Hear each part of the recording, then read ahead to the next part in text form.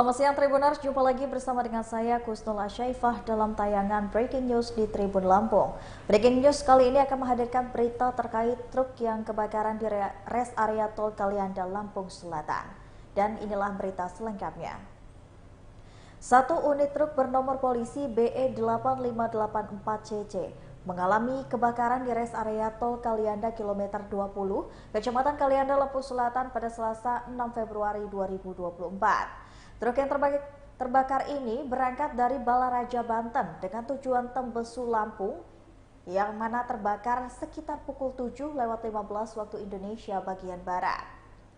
Beruntung dalam peristiwa ini tidak ada korban jiwa. Tidak butuh waktu lama, sekitar 10 menit petugas Damkar Lampung Selatan berhasil memadamkan si jago merah. Api berhasil dipadamkan dari truk tersebut pada pukul 7:33 waktu Indonesia bagian Barat. Setelah berhasil dipadamkan dan dibawakan pendingin, truk tersebut dibawa ke unit laka tol Kalianda. Adapun api yang membakar truk box di dekat Pelabuhan Bakauheni ini sudah dapat dipadamkan. Api dijinakkan oleh satu unit mobil pemadam kebakaran milik PT ASDP Cabang Bakauheni pada sekitar pukul 7:10. Satu unit truk box terbakar di jalur Pelabuhan Bakauheni menuju Jalan Tol Trans Sumatera ini terjadi dan tak sampai 10 menit Damkar pemadam kebakaran di Tol Lampung Selatan ini langsung mengeksekusi. Adapun kerugian ini ditaksir yaitu mencapai 400 juta rupiah. Kerugian akibat terbakarnya truk di rest area tol Kalianda kilometer 20 Kecamatan Kalianda, Lampung Selatan mencapai 400 juta rupiah. Dari Kanit Laka Polres Lampung Selatan, Ibtu Nixon Wilson Wariki mengatakan kerugian material berupa satu unit truk fuse berplat nomor BE8584CC berwarna hijau milik CV Sinar Indah. Wariki menjelaskan kronologi terbakarnya truk tersebut. Setelah selesai buang air kecil, sopir menuju kendaraannya.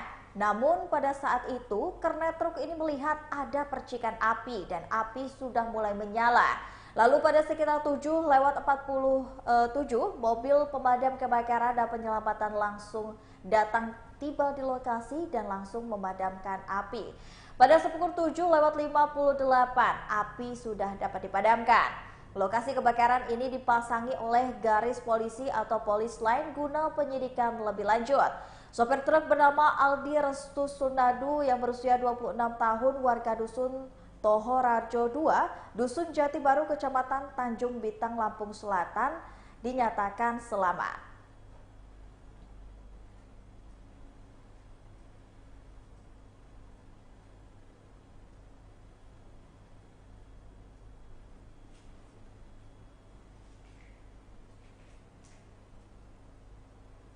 Dan Tribuners, untuk saat ini kami sudah terhubung bersama dengan rekan Domi yang berada di lapangan. Halo, selamat siang rekan Domi. Baik, rekan Kusnul. Ya, rekan Domi, bisa Anda ceritakan bagaimana kronologi kejadian dari truk yang terbakar di tol di Kalianda ini, Domi?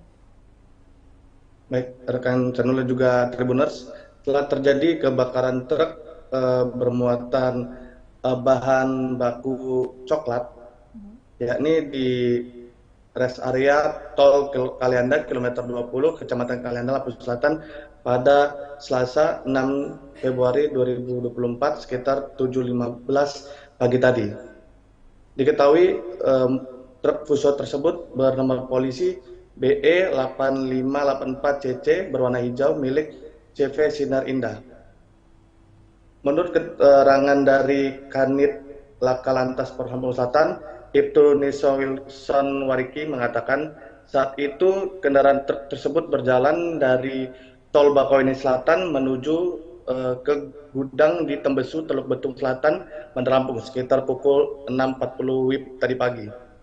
Lalu saat masuk ke rest area kilometer 20A, sopir hendak mengisi saldo e-tol dan sopir sempat pergi ke kamar mandi untuk buang air kecil begitu. Lalu setelah selesai dari kamar mandi, sopir menuju kendaraannya dan saat itu kernet truk tersebut mengatakan ada api di truknya tersebut. Lalu api cepat membesar sehingga mereka berusaha memadamkan api dengan menggunakan apar yang ada di dalam mobilnya dan juga kain basah. Namun karena api cukup besar sehingga mereka tidak mampu memadamkan api dan menghubungi pihak tol untuk selanjutnya pihak tol menghubungi pihak Damkarmat Lampung Selatan dan juga pihak PJR Lampung. Lalu sekitar pukul 7.47 WIB tadi pagi, mobil pemadam kebakaran Lampung Selatan tiba di lokasi dan langsung melakukan pemadaman api. Sekitar pukul 7.58 WIB, api dapat dipadamkan. Lalu setelah api berhasil dipadamkan dan dilakukan pendinginan, lokasi kebakaran dipasangi garis polisi untuk mempermudah penyelidikan lebih lanjut. Untuk identitas sopir sendiri bernama Aldi Restu Surandulu, warga Dusun Totoharjo 2, Desa Jati Baru, Kecamatan Ujung Bintang, Lampung Selatan. Dan menurut keterangan polisi tidak ada korban jiwa akibat kebakaran truk tersebut. Oke, artinya tidak ada korban jiwa dalam kebakaran dan kejadian ini ya Domi. Tapi untuk indikasi dari terjadinya kebakaran ini, apakah sudah diketahui apa penyebab dari terbakarnya truk ini? Baik, menurut pihak kepolisian penyebab sementara terbakarnya truk ini diduga akibat korsleting listrik yang berada di bagian kap mobil atau bagian kepala truk tersebut. Oke. Dan untuk kerugian yang ditaksir ini bisa mencapai berapa, Domi? Baik, untuk kerugian sendiri polisi memperkirakan sebesar 400 juta rupiah. Oke, dan untuk kondisi truknya sekarang apakah masih di tempat posisi yang pertama kejadian atau sudah dibawa ke tempat lain? Baik, setelah berhasil dilakukan pemadaman oleh pihak Damkarmat Lampung Selatan dan pendinginan, truk tersebut sudah dibawa ke unit Laka Lantas Polres Lampung Selatan yang ada di Tol Kalenda. Oke, selanjutnya apakah ada himbauan khusus dari Damkarmat setempat? Baik, pihak Damkarmat mengimbau kepada masyarakat jika memerlukan bantuan mereka silakan menghubungi ke Posko Kalenda ataupun datang langsung ke Posko Kalenda Lampung Selatan. Oke, terima kasih atas informasinya Domi, silakan melanjutkan aktivitas Anda kembali. Dan Tribuners, berikut ini kami sudah melalui wawancara dan ada keterangan dari Ruli Fikriansyah yaitu selaku Kabid dari Damkar Lampung Selatan. Ya, bahwa telah terjadi kebakaran sebuah mobil truk ya di kilometer 20 pasnya di rest area. Kami terima laporan dari petugas tol bahwa telah terdapat kebakaran mobil yang diduga terjadi korsleting listrik akibat sikring yang sudah tidak standar lagi. Berdasarkan laporan tersebut, kami meluncur untuk melakukan pemadaman. Alhamdulillah tidak ada korban jiwa, kerugian ditaksir kisaran 500-400 jutaan.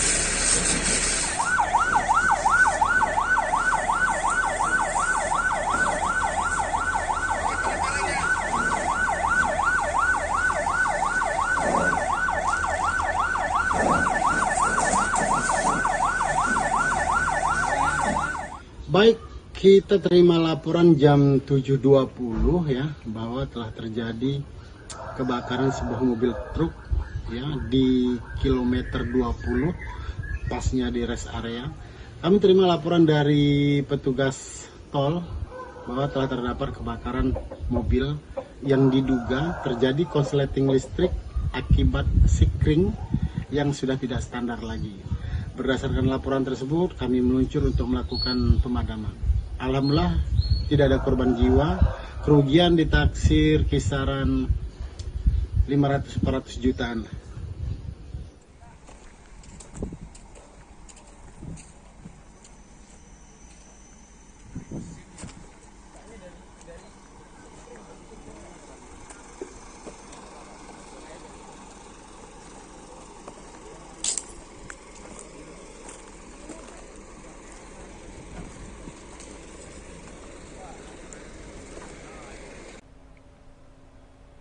Ya, Tribuners, dan sekarang saya sudah terhubung bersama dengan pengamat yang di sini sudah hadir, ada Pak Ilham Malik.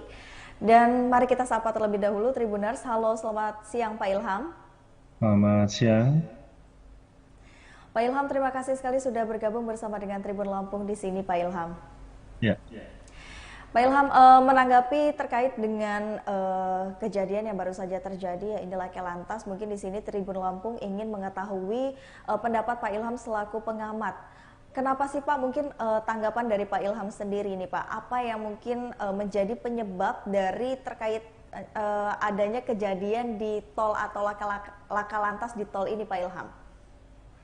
Terkait dengan truk terbakar ya, saya kira Ya, mungkin nanti truk terbakar. perlu kita tunggu hasil investigasi yang dilakukan ya. Jika memang pihak terkait melakukan investigasi terkait dengan penyebab dari kebakaran itu. Tetapi memang kita bisa saja membuat sebuah analisis, diantaranya adalah karena faktor dari perawatan kendaraan yang tidak dilakukan secara intensif ya. Kemudian yang kedua bisa juga disebabkan karena mekanisme kontrol yang dilakukan oleh pemerintah daerah setempat di mana mobil itu berasal, ya uji kirnya tidak dilakukan dengan baik. Nah, kemudian yang ketiga bisa saja karena keterledoran dari si pengendara, karena ada kasus tertentu misalnya yang membuat dia lalai dan akhirnya menyebabkan kendaraannya terbakar. Nah, yang keempat adalah karena pihak pemilik kendaraan yang memang tidak melakukan perawatan kendaraannya dengan baik sesuai dengan apa yang memang sudah dipandu di dalam perawatan kendaraan dan juga sudah diatur oleh pemerintah melalui uji kir. Nah, jadi nanti kita akan bisa melihat sebenarnya apa penyebab dari kasus kebakaran kendaraan barang kita yang terjadi di rest area ya. Dan memang sudah menjadi keprihatinan kita tentu saja ketika ada peristiwa semacam itu. Dan kita berharap ke depannya tidak lagi terjadi kebakaran serupa karena seluruh pihak mulai dari aparat kepolisian, dinas perhubungan setempat, kemudian juga seluruh pengusaha angkutan itu concern dengan keselamatan kendaraannya, barangnya, dan juga pengendaranya. Jadi saya kira seluruh pihak itu harus memiliki perhatian, tidak terjebak soal pengangkutan logistiknya saja, tidak saja terjebak pada bisnisnya saja, tetapi juga keberlanjutan bisnisnya. Saya kira itu juga menjadi hal yang sangat penting untuk diperhatikan.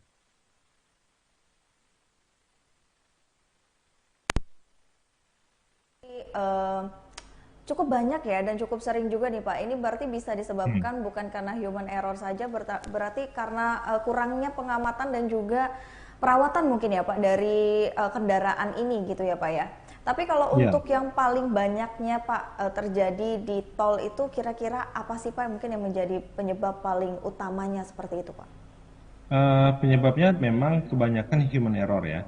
Human error ini bukan saja pengendaranya, tetapi juga pemilik dan juga regulator.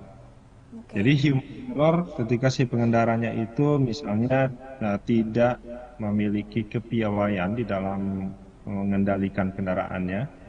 Jadi setiap mereka mengendarai kendaraan tertentu, ya jenis kendaraan tertentu, di situ ada caranya tersendiri untuk membawa kendaraannya supaya remnya tidak panas atau mesin tidak begitu panas, yang menyebabkan menimbulkan kerusakan pada kendaraan, entah itu kebakar atau hal yang lainnya. Jadi human error di sana. Kalau dia kebakar ya, atau kemudian dia remnya blong yang menyebabkan kecelakaan baik itu tunggal maupun melibatkan kendaraan lain. Yang kedua, human error dari si pemilik kendaraan dan juga barang. yang mengizinkan kendaraannya mengangkut barang sebanyak-banyaknya.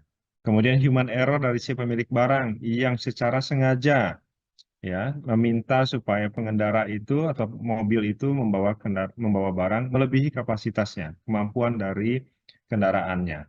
Nah, keempat adalah human error dari si regulator.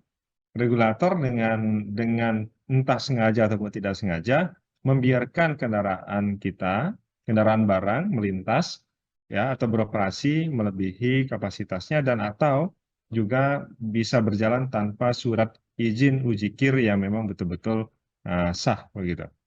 Jadi ada banyak faktor. Dan ketika orang menyebut human error, seringkali yang disasar itu hanya si pengendaranya.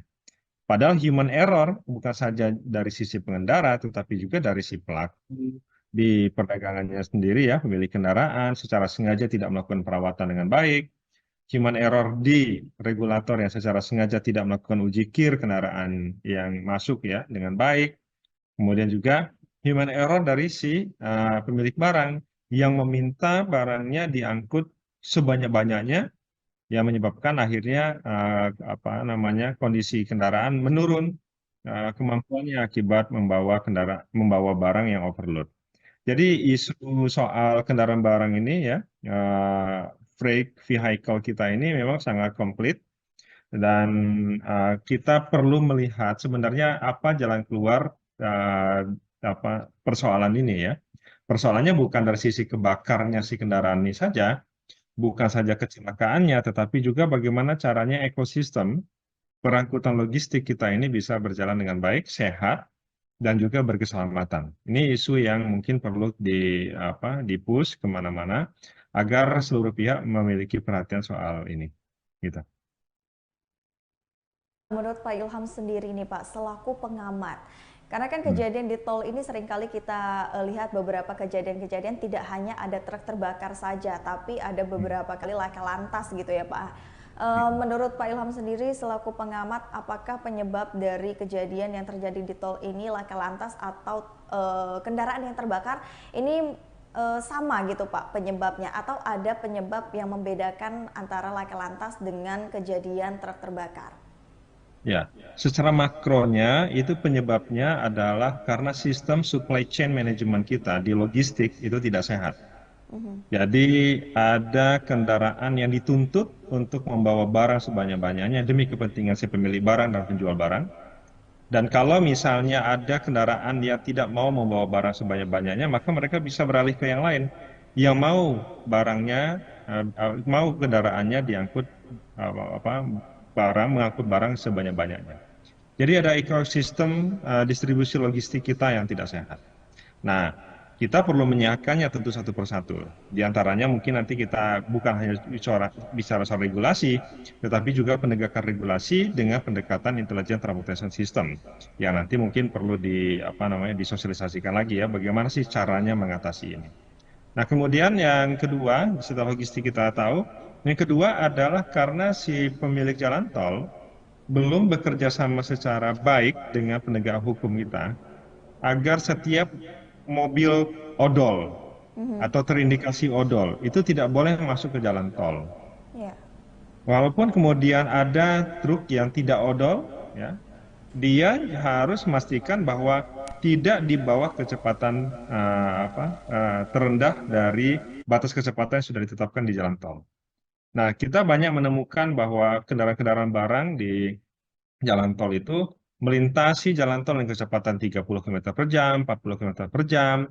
Posisi mereka juga sering berada di jalur cepat, tidak di jalur lambat. Di sisi kanan mereka cenderung memilihnya ketimbang di sisi kiri, karena sisi kiri jalannya rusak. Maka kemudian mereka memilih ke sisi kanan, padahal sudah jelas. Rusaknya sisi kiri itu karena kendaraan truk itu juga. Jadi akhirnya banyak kendaraan-kendaraan truk kita mendominasi pergerakan yang membuat kecepatan kendaraan di jalan tol kita terganggu dan keselamatan pengendara lain juga menjadi terganggu. Nah, caranya adalah tentu penegakan aturan hukum. Penegakan aturan hukum ini yang harus dilaksanakan oleh berbagai pihak, mulai dari kepolisian, kemudian PUPR yang mengelola jalan tol, termasuk juga badan pengelola dan juga badan usaha jalan tol ya, BUJT maupun BPJT, Itu harus konsen dengan ini. Kemudian Kementerian Perhubungan, juga Kementerian Perdagangan, dan juga termasuk Kementerian Perindustrian, supaya mereka itu mengingatkan seluruh pihak agar berhati-hati di dalam transportasi ini, jangan terdorong untuk mengangkut barang sebanyak-banyaknya menyebabkan odol, overdimension dan overload, yang akhirnya menimbulkan kerugian yang memang sangat sulit ditaksir, yaitu kecelakaan lalu lintas. Orang yang meninggal tentu lebih berharga daripada barang yang misalnya terbakar. Nah, isu-isu semacam ini yang mungkin masih sangat jarang ya diperhatikan oleh regulator termasuk juga operator kita, karena dimensi pemikirannya lebih pada omset yang harus mereka peroleh dari bisnis ini. Jadi inilah yang menyebabkan bisnis kita mungkin sehat dari sisi ekonomi perdagangannya, tetapi dari sisi ekonomi transportnya ini sangat buruk. Nah, isu ekonomi transport lagi-lagi masih sangat jarang untuk dibahas karena memang kita keterbatasan sumber daya manusia untuk membahas hal itu. Dan tentu ke depannya kita berharap masalah ini bisa diselesaikan oleh pemerintah ya maupun juga operator angkutan umum kita. Karenanya saya sangat berharap ya teman-teman di Kadin, teman-teman di HIPMI, kemudian Apindo itu janganlah tidak concern pada isu odol ini, termasuk juga di pengendalian transport cost yang harus menghidupi usaha angkutan dan memperhatikan isu keselamatan. Jadi jangan sampai nanti para pemilik barang itu meminta pengangkutan barang sebanyak-banyaknya yang menyebabkan kendaraan itu menjadi overdimension atau membawa barang seberat-beratnya yang menyebabkan dia overloading. Apindo, kemudian HIPMI, dan juga Kadin lah yang bisa bersama-sama dengan pemerintah untuk menertibkan hal ini. Karena kalau pemerintah sendiri, pendekatannya akhirnya pendekatan di penegakan hukum. Dan itu nanti ditolak oleh teman-teman Kadin, HIPMI, dan juga Apindo. Nah, jadi sekarang ini kita balik. Bagaimana caranya memperbaiki itu semua? Memperbaiki sistem transportasi kita. Memperbaiki supply chain management kita untuk logistik. Supaya yang namanya kasus odol itu bisa dicegah. Karena kebakaran seperti ini bisa saja karena memang dia sudah terlalu sering ya terakumulasi membawa barang berlebih yang menyebabkan mungkin dari sisi mesinnya ada yang tidak sehat lagi. Kemudian juga teman-teman di Dinas Perhubungan, tolong uji kirnya itu benar-benar dilaksanakan. Coba kita cek ini kendaraan. Apakah kendaraan ini sudah diuji kir? Terus bulan berapa dia? Siapa pemeriksanya? Apakah betul-betul diperiksa atau tidak? Karena seringkali nanti ke mobil mungkin hadir di tempat pengujian kir, tetapi pengujiannya tidak begitu intensif dilakukan, tidak begitu detail dilakukan. Dan atau bahkan mobilnya tidak datang. Jadi orangnya saja yang datang, lalu apa yang diuji kir? Jadi fenomena semacam ini perlu ditelaah sampai ke dasarnya. Bukan untuk menghukum orang ya, tetapi untuk mencegah hal serupa terjadi ke depan. Kita bisa saja putihkan ini. Kita mengusulkan kepada aparat hukum ketika ada peristiwa semacam ini dievaluasi, tapi diputihkan, tidak ada pihak yang dihukum. Tetapi pasca regulasi ini ditegakkan, siapa yang bermain-main maka dia akan dikenakan sanksi hukum. Itu perspektifnya harusnya ke sana. Nah, ini yang tampaknya tidak pernah dilakukan karena diasumsikan ketika ada diusulkan supaya ada penertiban, diasumsikan bahwa itu harus ada pihak yang dipenjara atau diberi sanksi pemberhentian atau apa. Enggak. Harusnya kita identifikasi dulu di mapping, persoalannya ada di mana. Dan saya sangat berharap, seperti disampaikan tadi, teman-teman di Kadin, HIPMI, dan juga Apindo memiliki ya komitmen untuk memperbaiki transportation cost dan juga mobility of logistik kita supaya menjadi baik dan menjadi sehat, jangan sampai nanti terjebak pada pengangkutan sebesar-besarnya demi keuntungan sebesar-besarnya. Mungkin itu. Artinya memang banyak sekali faktor yang bisa terjadi ya Pak ya. Mungkin salah satunya kurangnya penegakan regulasi ataupun aturan-aturan yang mengatur tadi, dan tentunya juga semua stakeholder harus bersama-sama gitu ya Pak ya, untuk bisa mengatasi permasalahan seperti ini. Nah, iya, dan penyebabnya itu adalah karena keterbatasan SDM. ya, Seandainya saja setiap organisasi itu memang memiliki SDM yang memang di bidang, saya kira mereka pasti akan memiliki, secara perlahan kita akan melihat bahwa akan ada perbaikan. Nah, sayangnya pendekatannya itu bukan pendekatan dari sisi peningkatan SDM dan penempatan SDM yang memang sesuai dengan bidangnya, tapi lebih pada hal yang lainnya yang menyebabkan isu soal hal-hal seperti ini masih terus terjadi sepanjang waktu. Oke. Nah, Pak Ilham, untuk mengantisipasi ataupun himbauan ke depannya untuk para pengendara ataupun para pengusaha di luar sana, seperti apa nih Pak, agar kejadian seperti ini tidak terulang lagi nih Pak?